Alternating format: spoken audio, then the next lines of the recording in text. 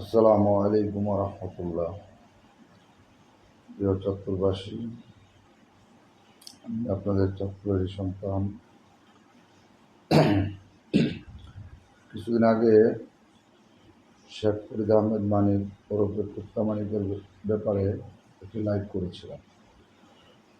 তো সেই লাইভে অনেকে আমার পক্ষে এবং বিপক্ষে মন্তব্য করেছেন। যারা আমার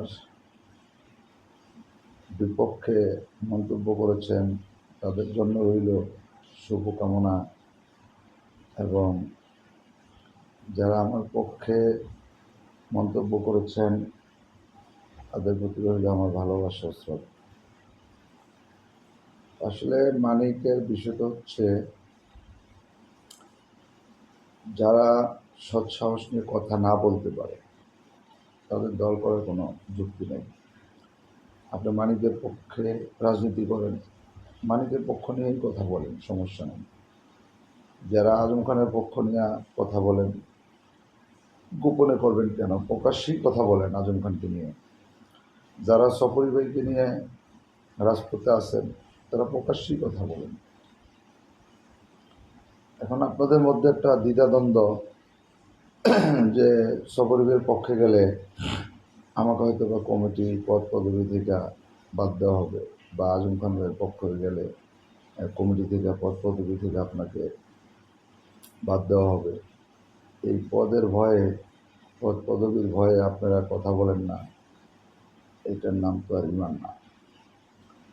ঠিক আছে, এটার নাম রাজনীতিও না, এটার নাম বীরত্বও না।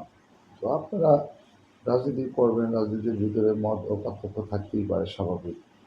একজন আরেকজনকে পছন্দ করতেই পারে, স্বাভাবিক। সেই বিষয়গুলো নিয়েই কথা বলেন। যে যার পক্ষ নেবেন প্রকাশ্যেই কথা বলেন, পিছনে কথা বলবেন কেন, গোপনে কথা বলবেন কেন? রাজপথে আসেন, প্রকাশ্যে কথা বলেন।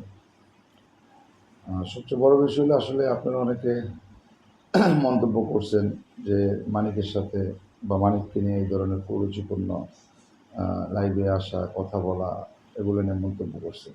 তো সেই বন্ধুগণকে বলবো, মানিকের হাজার সমস্যা আছে, হাজার সমস্যা বাদ দিলাম, ছোট্ট একটা কথাই আমি আপনাদের মাঝে তুলে ধরি।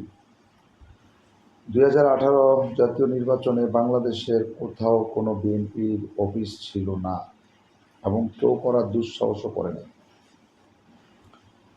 তো আপনারা যারা বিএনপি করেন চাঁদপুরে, বিশেষ করে হয়তো বা কম বেশি অনেকের জানা আছে যে চাঁদপুর সদর 3 নং কল্যাণপুর ইউনিয়নে আমি একটি বিএনপির অফিস করি।